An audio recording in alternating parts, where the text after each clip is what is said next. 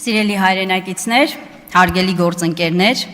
նախ եւ առաջ ուզում եմ տարակուսանքս հայտնել Ուժեղ Հայաստան խմբակցության կողմից հանձնաժողովի նախագահի պաշտոնում պարոն Դավիթ Ղազենյանի թեկնածությունը մերժելու համար, անկասկած այդ հանձնաժողովում պարոն Ղազենյանը կարող էր ապահովել պրոֆեսիոնալ եւ արդյունավետ աշխատանքային միջավայր։ Մենք մեր քաղաքական մոտեցումներին միասին ենք եւ ցանկացած խնդիր պատրաստ ենք տալ համակարգային լուծում, համատեղ աշխատելով բոլոր նախաձեռնությունների շուրջ։ Շարունակելով խոսքս ուզում եմ նաեւ շնորհակալություն հայտնել Ուժեղ Հայաստան խմբակցությանը այժմ իմ թեկնածությունը առաջադրելու եւ վստահելու համար։ Տեղական ինքնակառավարումը մի ոլորտ է, որն ուղղակիորեն ամենօրյա ռեժիմով առնչվում է մեր երկրի յուրաքանչյուր քաղաքացու կյանքին, մեր համայնքների կենսունակությանն ու պետության ընդհանուր դիմակայունությանը։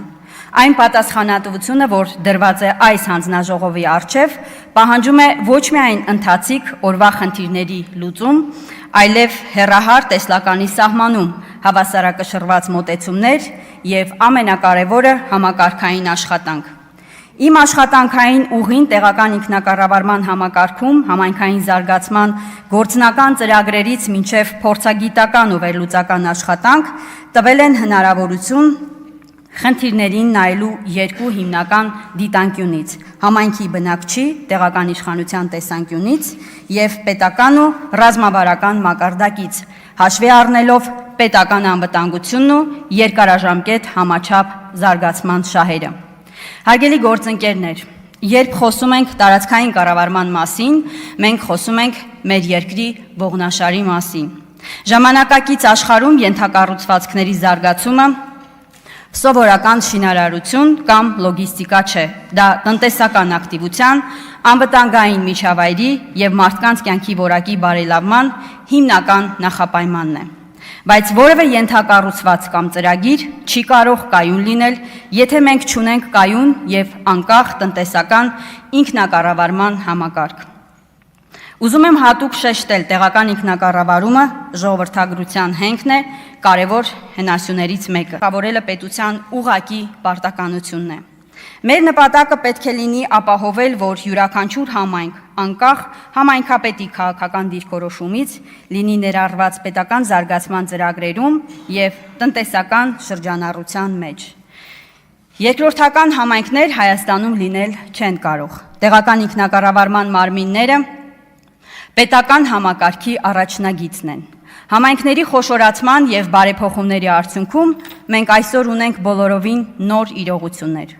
Այստեղ մեր մոտեցումը պետք է լինի խորը վերլուծական։ Դիմերի կարողությունների հզորացումը, տեղական տնտեսական զարգացման պատասխանատուների ինստիտուտի կայացումը, ինչպես նաև ապագային միտված իրական ապակենտրոնացման հարցերը պահանջում են համակարգված, փուլային եւ հավասարակշռված քննարկումներ։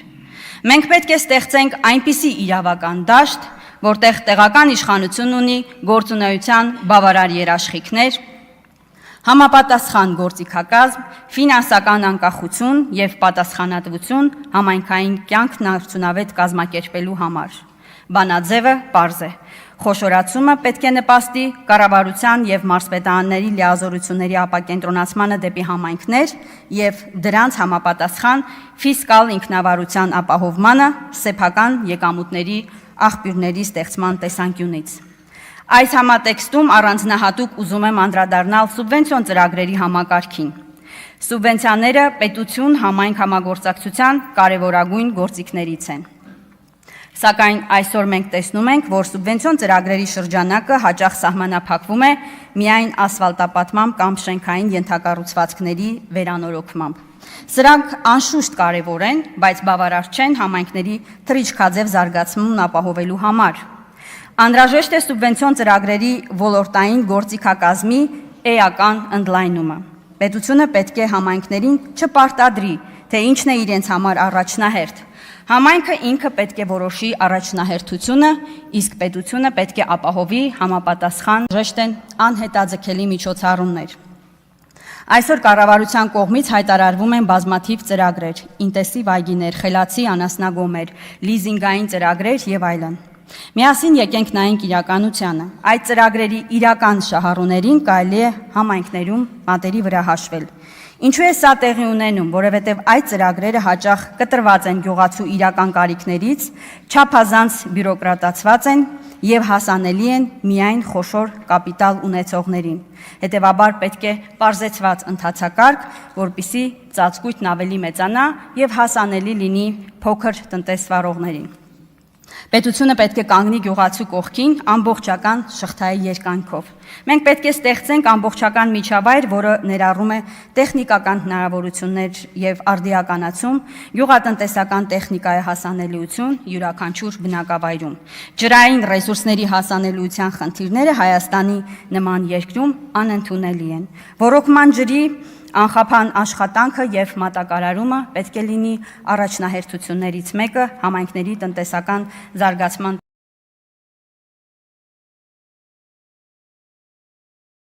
տեսանկյունից։ Գյուղացիությամբ զբաղվող եւ մեր հայրենակիցների համար շատ կարեւոր է նաեւ ֆինանսական կայունությունը, կանխատեսելիությունը,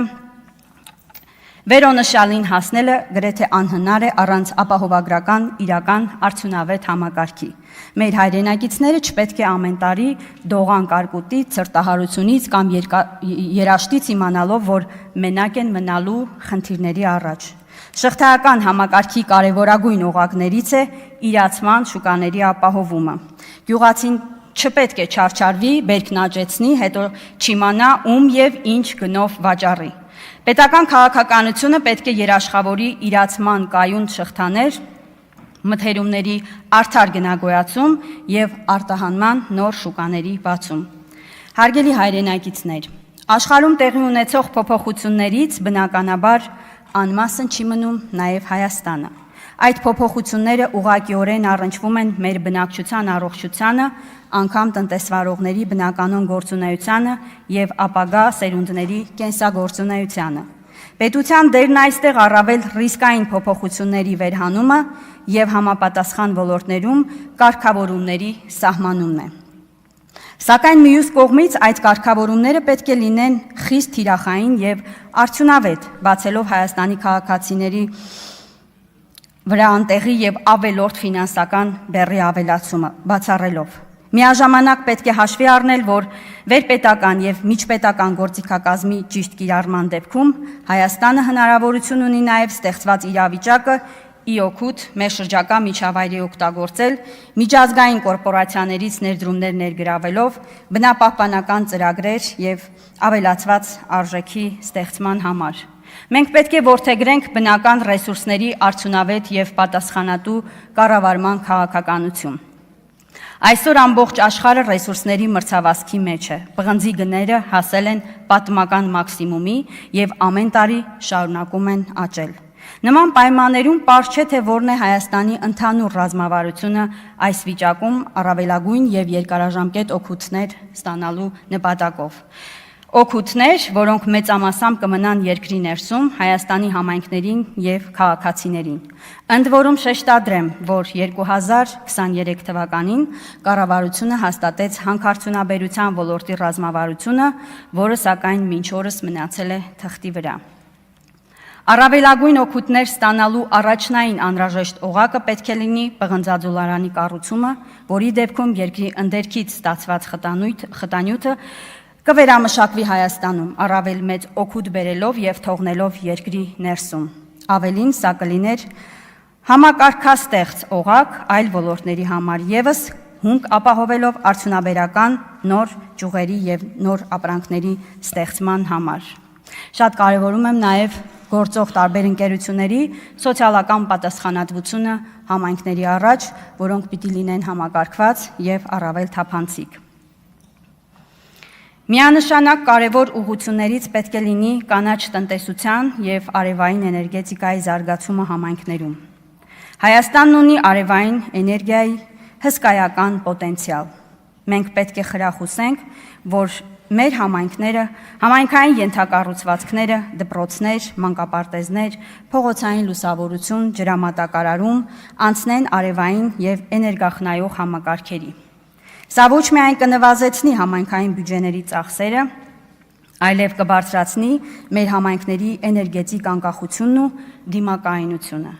Հանձնաժողովի աշխատանքը պետք է միտված լինի արժեք ստեղծելուն, տեղական ինքնակառավարման մարմինների հետ տեղերում առկա իրական խնդիրներն ու կարիքները բացահայտելու եւ դրանք անհրաժեշտության դեպքում օրենսդրական մակարդակ բարձրացնելու համար։ Առանցքային եմ համարում նաև քաղաքացիական հասարակության եւ փորձագիտական համայնքի հետ համակարգված փոխգործակցությունը, օրենսդրական նախագծերը պրոֆեսիոնալ փորձաքննության ենթարկելու նպատակով։ Մեծ ուշադրության է արժանի նաև արտասահմանյան գործընկերների հետ սերտ համագործակցությունը, միջազգային լավագույն փորձն ու ժամանակակից լուծումները դիտարկելու, ներդնելու համար։ Ամփոփելով խոսքս, ցանկանում եմ ընդգծել, որ մեր առջև դրված խնդիրները բազմաշերտ են, բարդ, բայց միանգամայն լուծելի, եթե առաջնորդվենք պետական շահով, պրոֆեսիոնալիզմով, ազնվությամբ եւ հետևողականությամբ։ Կրկնում եմ, մենք չունենք երկրորդական համայնքներ,